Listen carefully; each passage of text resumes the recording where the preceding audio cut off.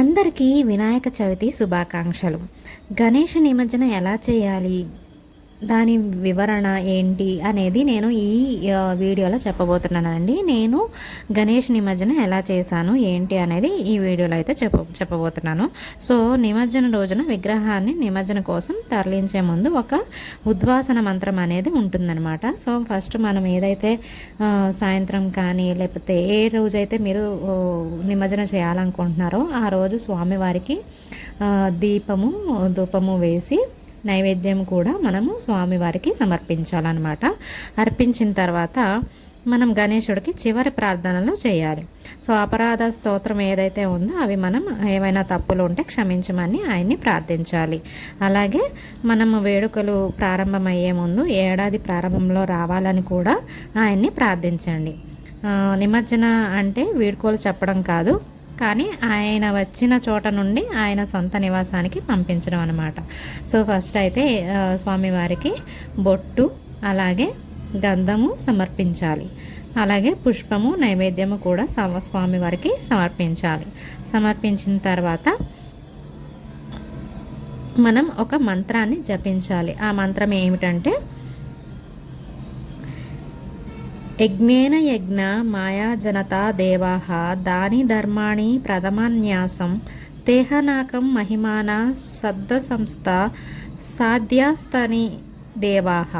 ఈ మంత్రాన్ని జపించిన తర్వాత గణేశుని విగ్రహాన్ని ఈశాన్య దిశగా మనం కొద్దిసేపు కదిలించాలి.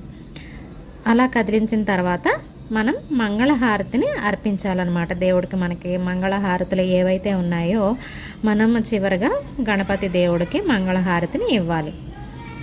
మంగళహారతిని ఇచ్చిన తర్వాత రెండు చేతులతో నమస్కారం చేస్తూ స్వామివారిని స్మరించుకోవాలి. నవరాత్రుల వేళ తాము ఏమైనా పొరపాట్లు చేసి ఉంటే క్షమించమని కోరుకోవాలి. అలాగే 5 లేదా 9 సార్లు గుంజిళ్ళు తీయాలి. మనము స్వామివారికి అర్పించిన పత్రి మొత్తం పువ్వులు అవన్నీ మనం ఒక కవర్లో వేసి నిమజ్జనం వేసేటప్పుడు ఆ వాటర్లో మనం వేసేస్తే సరిపోతుంది.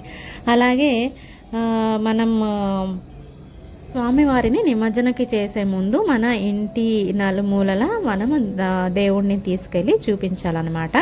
సో ఇప్పుడైతే మనం నిమజ్జనానికి దేవుణ్ణి తీసుకెళ్ళిపోవచ్చు. దానికి ముందుగా కొంచెం నీళ్ళని స్వామివారిపై చల్లేసి ఇక మనము పూజ అంతా సమర్పించాము, మమ్మల్ని ఏమైనా తప్పులుంటే క్షమించమని అడిగి దేవుడిని ఇంకా నిమజ్జన చేయడమే అనమాట.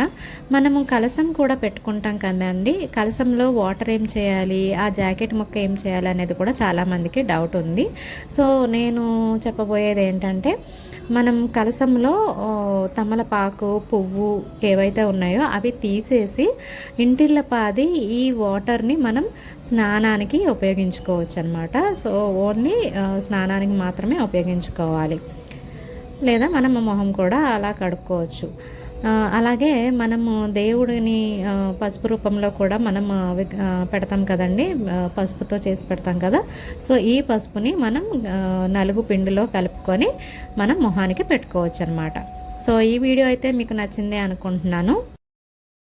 నాకు తెలిసిన విధంగా నేను ఈ వీడియో చేశానండి. ఇందులో నేను ఏదైనా తప్పుగా చెప్తే మాత్రం నన్ను క్షమించండి. సో ఈ వీడియో కనుక మీకు నచ్చినట్లయితే నా ఛానల్ని సబ్స్క్రైబ్ చేసుకోండి. Thank you so much for watching.